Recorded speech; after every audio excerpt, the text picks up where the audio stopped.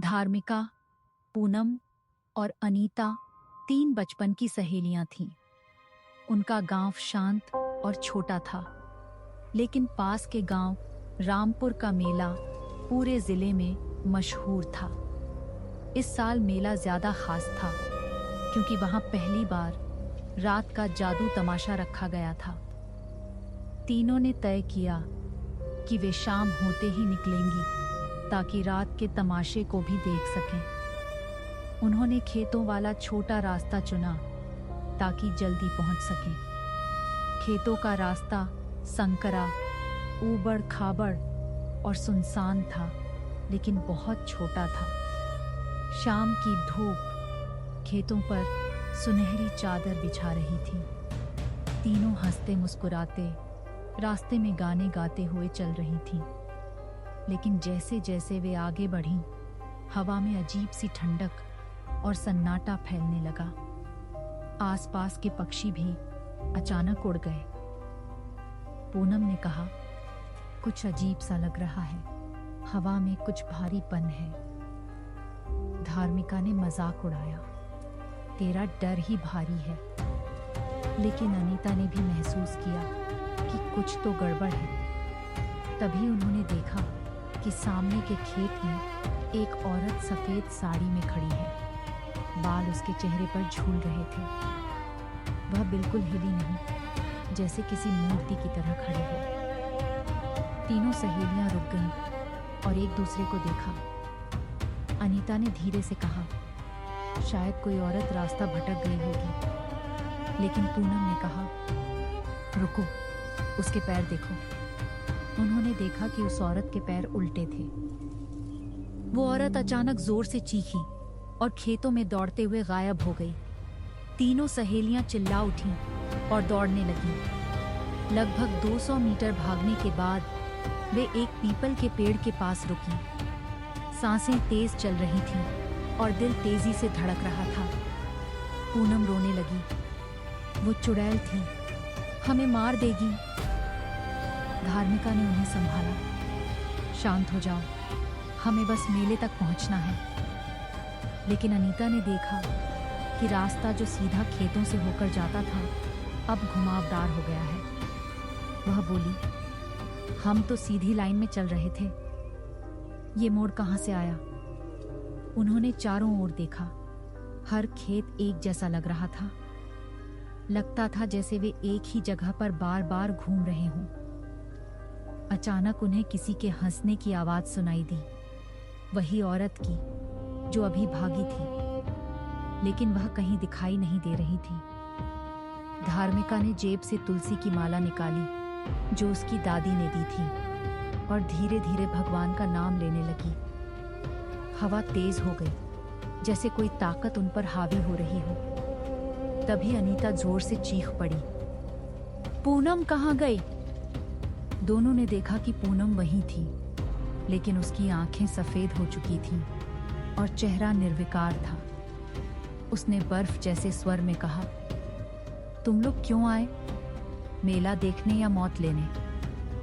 यह सुनकर धार्मिका और अनीता पीछे हट गईं। पूनम अब पूनम नहीं लग रही थी, जैसे उसमें कोई और समा गया हो। उसकी चाल, उसकी आवाज सब बदल चुकी थी। अनीता ने हिम्मत करके कहा, देख पूनम, ये सब मत कर, हम तुझे नहीं छोड़ेंगे।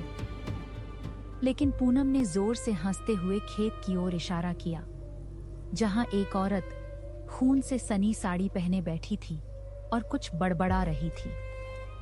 धार्मिका को महसूस हुआ कि पूनम के शरीर पर जैसे काले धब्बे बनते जा रहे हैं। तभी पूनम अचानक बेहोश होकर गिर गई। चारों ओर एक भयानक सन्नाटा छा गया।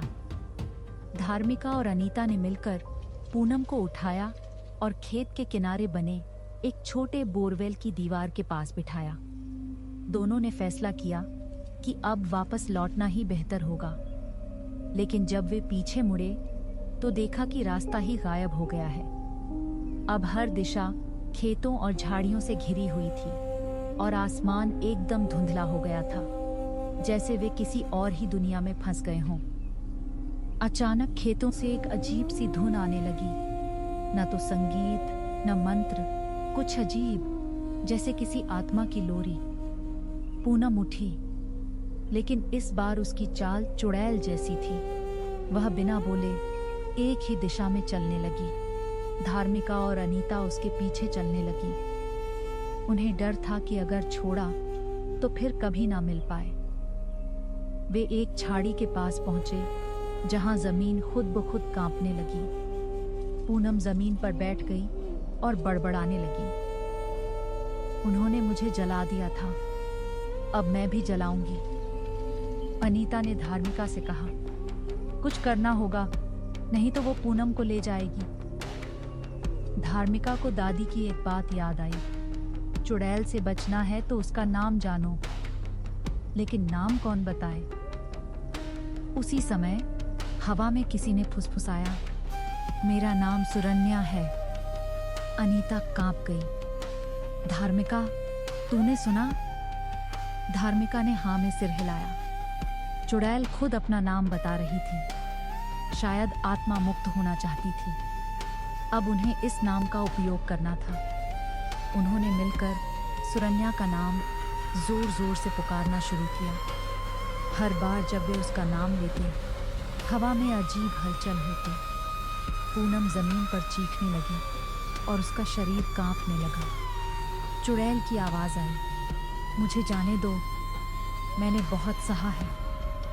धार्मिका ने जोर से कहा, तू जिस शरीर में है वो मेरी दोस्त का है, उसे छोड़ दे। एक भयानक चीख गूंजी और आसमान से बिजली सी गिरी। पूनम एकदम शांत हो गई और बेहोश होकर गिर पड़ी।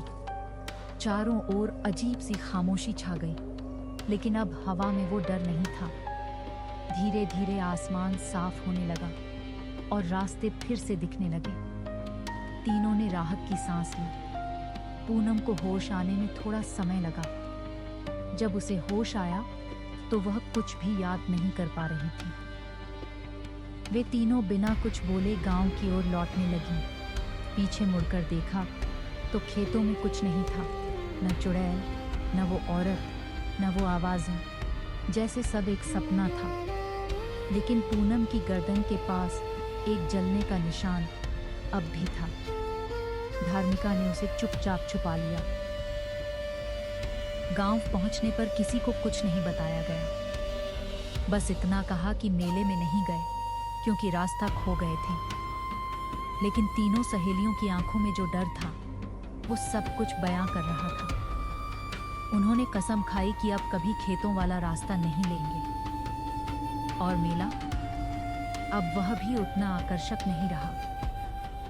कुछ दिनों तक सब सामान्य रहा, लेकिन फिर पूनम ने रात को नींद में चलना शुरू कर दिया।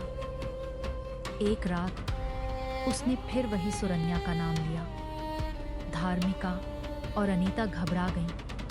क्या चुड़ैल वाकई चली गई थी, या अब वो उनके साथ हमेशा के लिए बंध गई? एक दिन तांत्रिक को बुलाया गया। उसने बताया, उस चुड़ैल का वास अभी भी पूनम के अंदर है।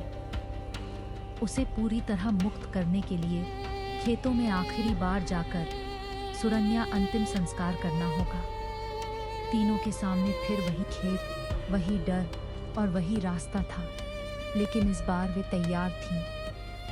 खेतों में एक छोटा गड्ढा खोदकर उन्होंने सुरन्या के नाम की राख को बहा दिया। पूनम ने जलते दीपक को उस गड्ढे में रखकर मंत्र पढ़ा और आंखें बंद कर लीं। अचानक हवा रुकी और पूनम मुस्कुरा दी। अब वो चली गई है। तीनों एक दूसरे को देखकर मुस्कुराईं, जैसे कोई लंबी लड़ाई जीत ली हो। लेकिन खेतों के बीच आज भी कोई सफेद साड़ी में दिख जाए तो चौंक जाना, क्योंकि कुछ कहानियां कभी पूरी खत्म नहीं होती।